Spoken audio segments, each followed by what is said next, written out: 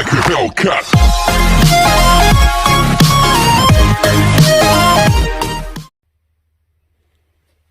Hi people, not on the RS Turbo today. Got a little Rover 200 BRM. We've done a few MOT jobs on. This is something that we bought that we're going to basically just put an MOT on it and sell it as a running restoration. So we're going to do a couple of little bits on this MOT failure today, and hopefully get it passed. So as you can see, repair immediately, fail the emissions. That's due basically to the fact it's a Rover and it's been sat for 2 years doing nothing. So we'll put some fuel in it, we'll put some plates on it, and we'll give it a good run down the road and see what happens. It'll either pass or fail again. Seatbelt anchorage point, prescribed area, that's just a little rusty hole in the sill, and a brake pipe excessively corroded. And then we've got repair as soon as possible, number plate light is not working, and then we've got a monitor and repair if necessary. Service breakers binding, I think we'll sort that out anyway. Brake disc worn or pitted. It's just surface rust where that hasn't had a good run, but I'm sure that when we do the run for the exhaust emissions, that they'll clean up nicely. And there's a little rusty hole in the spare wheel character carrier that will weld at the same time as the little seatbelt anchorage sill hole. So I'll take her over and just have a look at this hole. Right, so that's a little Rover 200 BRM that we got. All the wings are really crusty on the front, and both front wings are all crusty. I've got a pair of new front wings in the back, but we'll just give them to the next owner for them to sort out. But the little hole that we've got here, that the MOT tester is not sure if you can see that there or not. Let's see if we can get the light under.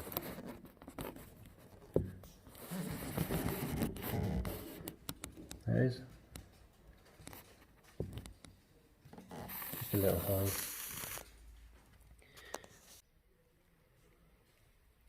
Right, I'll just show this binding brake. It's not going through at all. So we'll just whip that wheel off and just have a look at that quickly.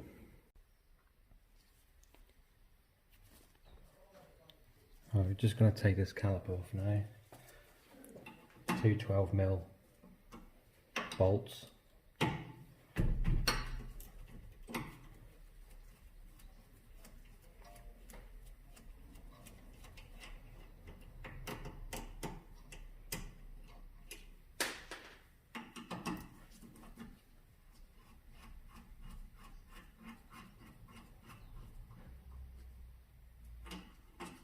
And hopefully it should just pull off. Maybe a little bit of a tease with a screwdriver, just to try and back the caliper off a little bit.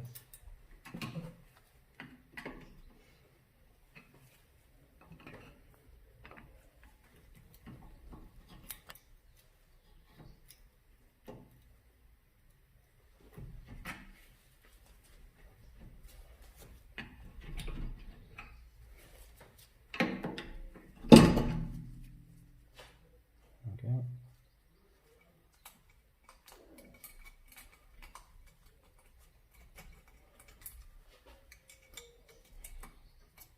Anti-rattle shim. And you've got brake pads. Again, loads of meat on them. No real reason to change them. This one's a little bit stuck. So that could be some other issue. Again, the discs are a little bit pitted and corroded, but with a good drive down the road, it should be okay. Right, we'll get this caliper wound back with the tool.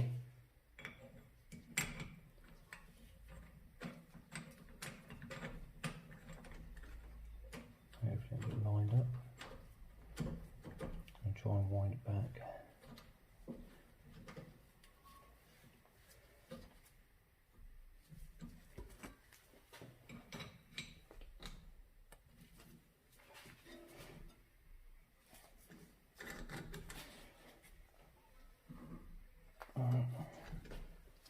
I think we found a problem. The caliper seized. Right, we'll remove this caliper now then, as it's no good.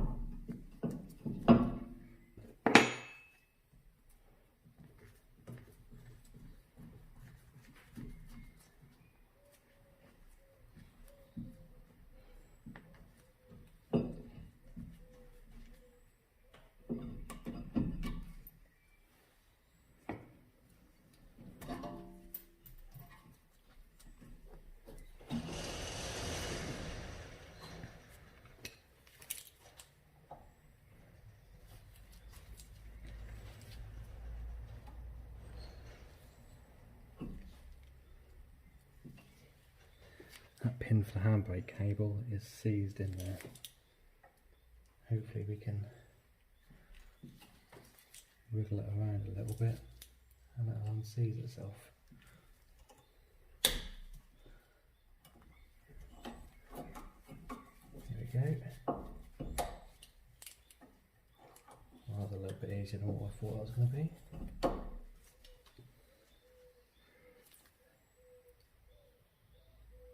A little clip at the end there, go for that holder, hold it in.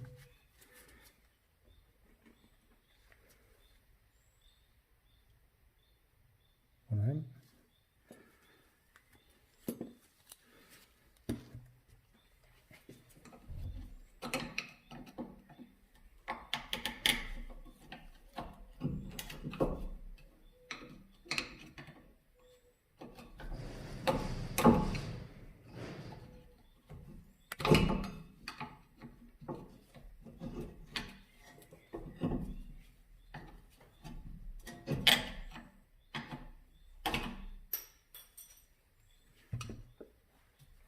Hopefully this bit won't be seized in there.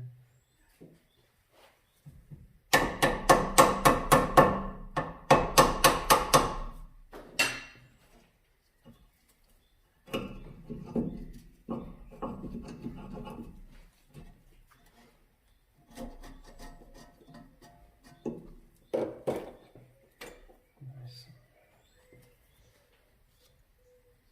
So that's the caliper.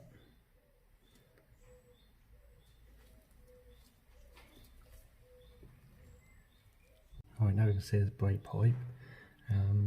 We'll give it a clean and see what it looks like underneath. If it's really bad, we'll just replace it, but if it's just a bit of flaky paint, we'll give it a good old clean and a treat and obviously give it a paint. Again, this is going to be sold as a roll restoration, and anything that you can see on here, we will inform the new person what needs to be doing to it in the future. Let's clean up.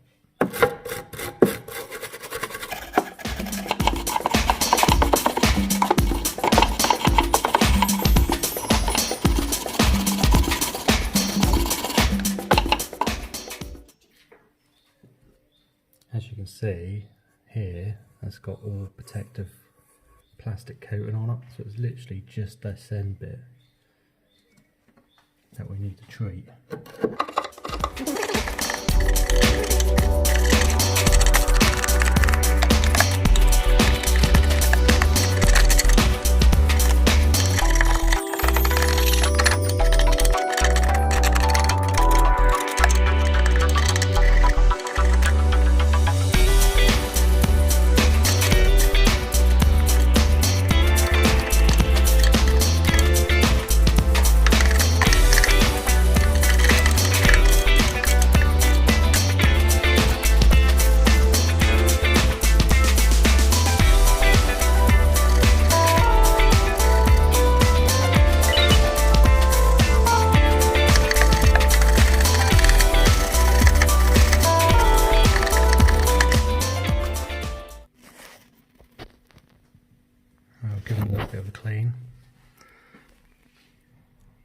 as you see, I think that's perfectly acceptable. There's no heavy pin in it. There's no cracks or breaks, anything like that. It was just literally loose flaky paint and a little bit of surface corrosion. So we'll just give that a little bit of paint, make it look all nice and pretty. And again, we'll see what the MOT testers say. If he wants to fail it again, then we'll just replace it. But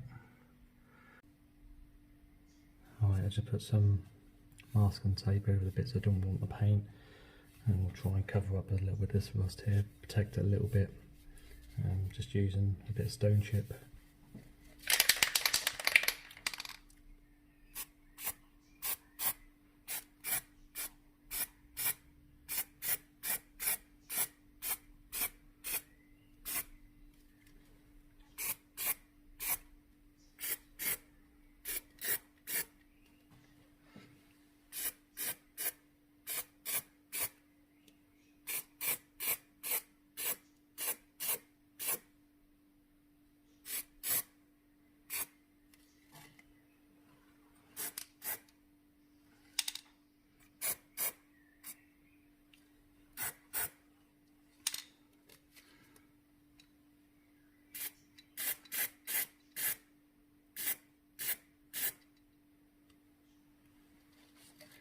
Let it dry for a bit and we'll put another coat on.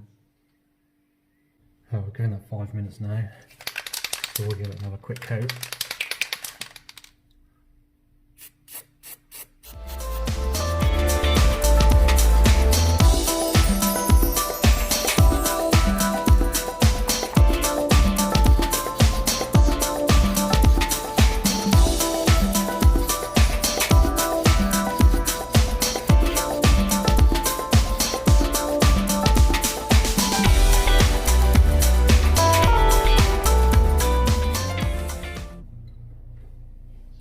Let that dry now.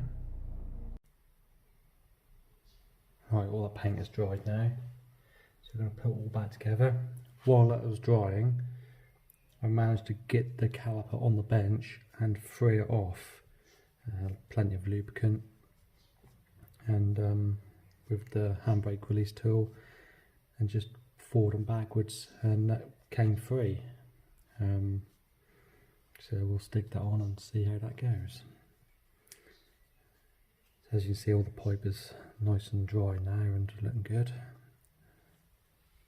Just gave the clip a bit of a paint and whatnot. Clean and paint, we'll just slip that on.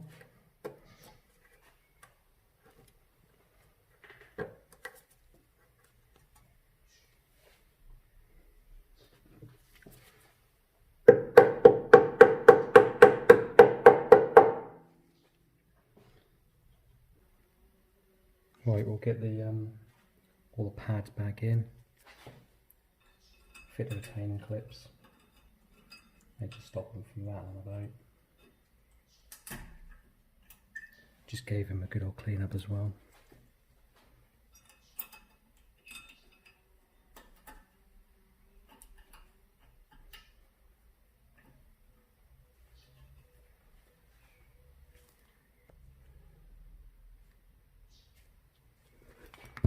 Put a bit of copper slip on the pads.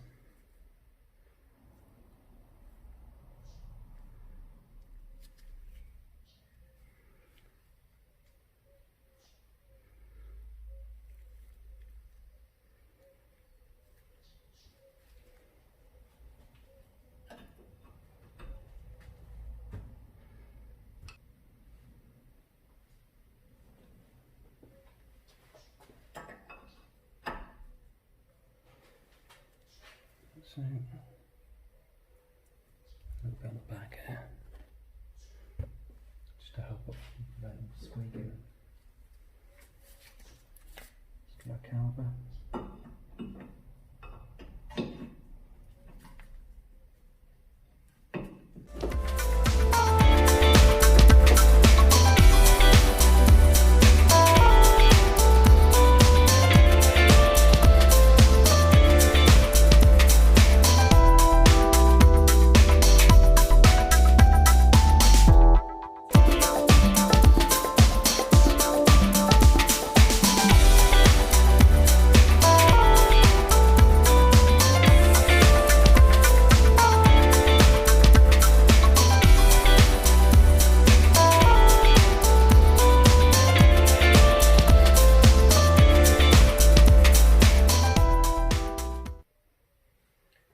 brake goes on. Again, wait for the focus in, there you go. New copper washers, there's no point in risking it really, for the sake of a copper washer which costs pence.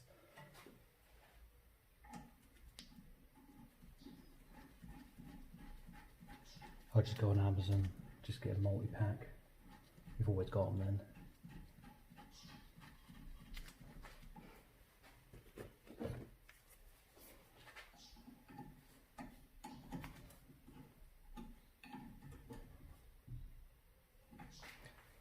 Okay, just slide the handbrake cable over the caliper.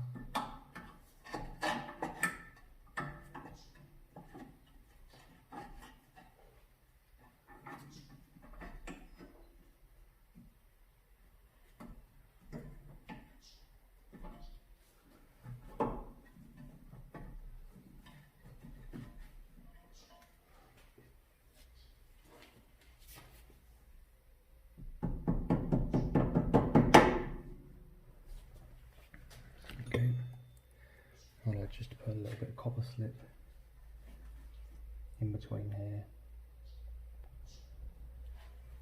Stop that season on.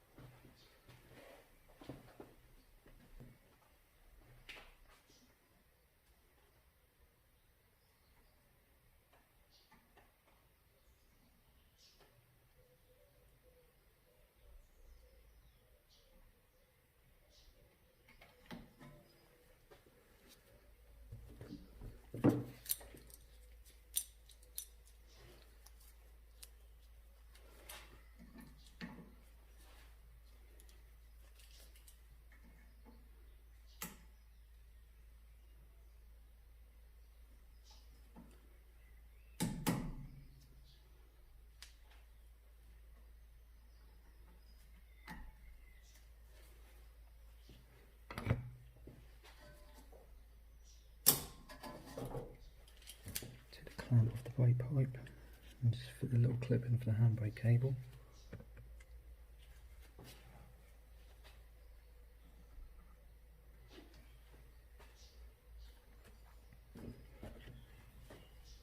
I'll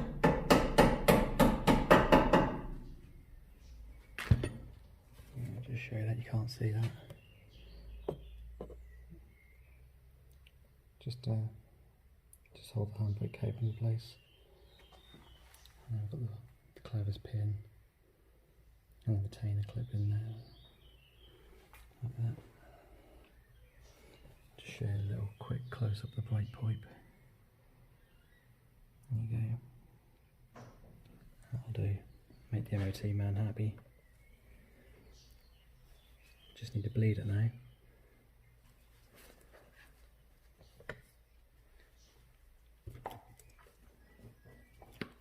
So what I've got two bleeders. I've got a Sealy pressurised system, but that doesn't fit on this vehicle because it's got a different cap. So I've also got a Sealy vacuum bleeder, which just goes through an airline, so you need an airline for this one, where the pressure bleeder that I've got, you don't.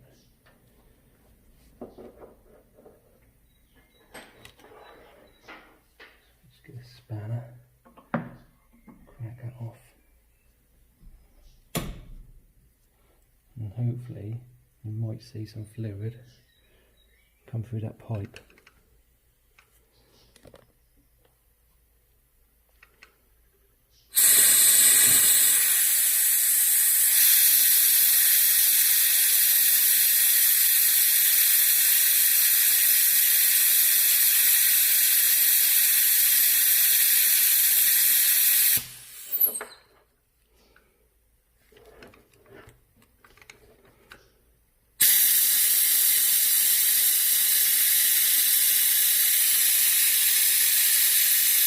There we go.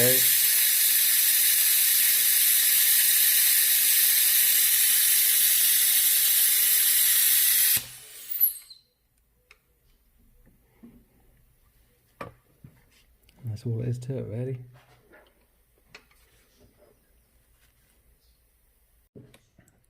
Right, I've just had all the engine running, pumped the old brake pedal up, checked for leaks. There's no leaks, topped up the reservoir, all good. But it hasn't really fixed the problem of a binding brake. It's still binding, so I think we'll just have to suck it up and get a new caliper for this one. Right, another thing on the MOT list was a number plate light not working. So what we'll do is we'll switch on the lights and see which one's not working.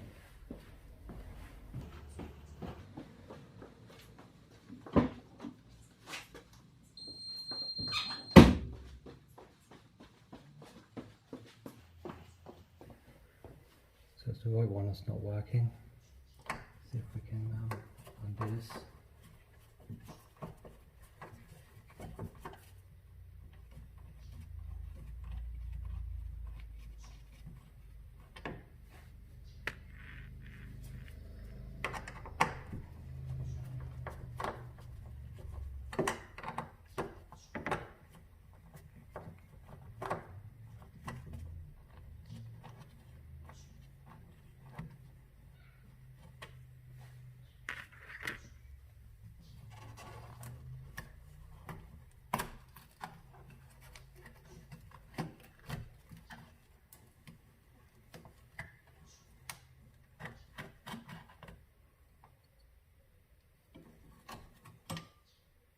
Okay.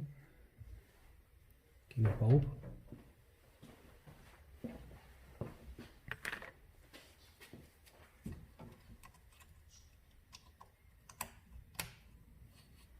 There you go.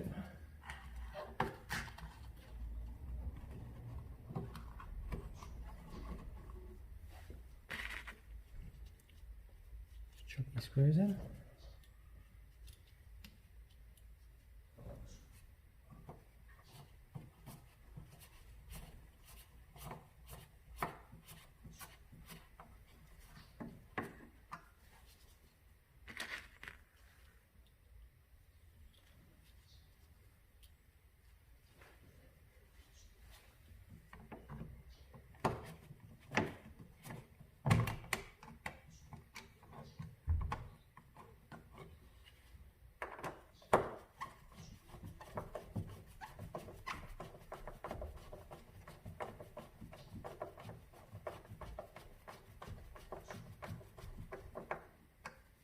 Another job ticked off the list.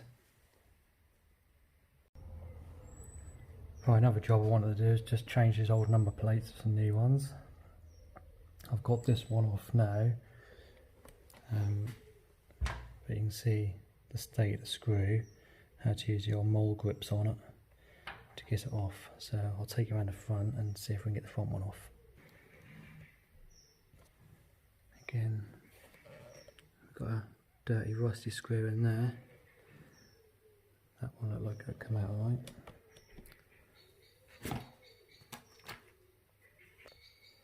Start with a hard one first, shall we?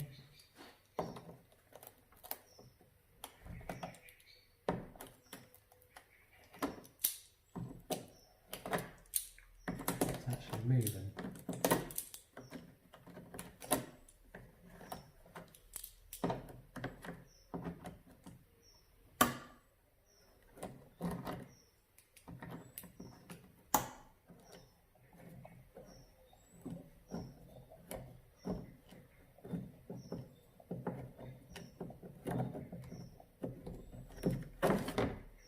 Nice and simple. I think it's because that was in a plastic bumper. They don't see these in plastic bumpers. Get this last one off now.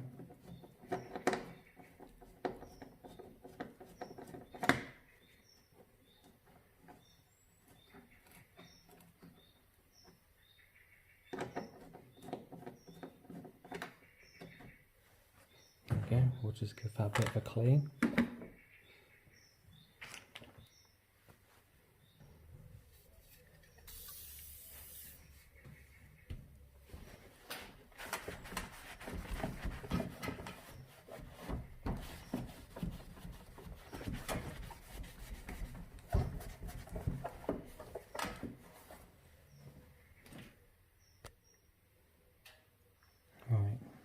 drill the holes in the new one. Get the old drill. The easiest way I've found of doing this is just use the old holes if they're in a nice position. Just line the plates up.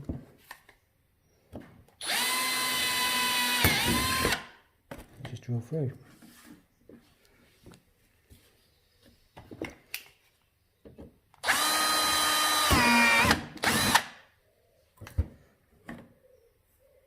And then you've got your two holes.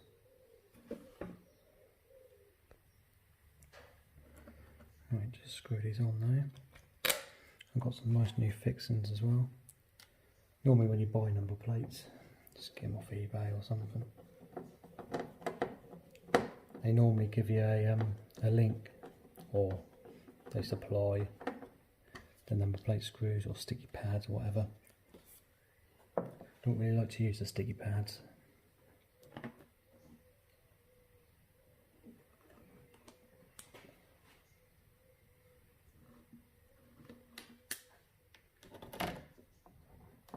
Reason being, they come unstuck.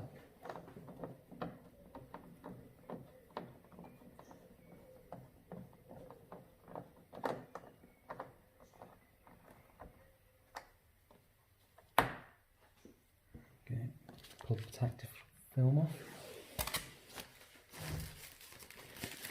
The front number plate down. Just going to do the back, you don't need to see that. Right, that's the front one. Go back round and show you the back one. Okay, just makes it look a lot cleaner. We're going to keep these old plates. I think they are original dealer plates, so we'll sell them with the vehicle. Just stick them in the boot, and you never know, the new owner might want to do a full restoration on it and get some ones made up and go with the history of the car. I couldn't tell you if this was them who sold the car originally, but that could have been like the second owners and they bought it from a Rover specialist or something, I don't know.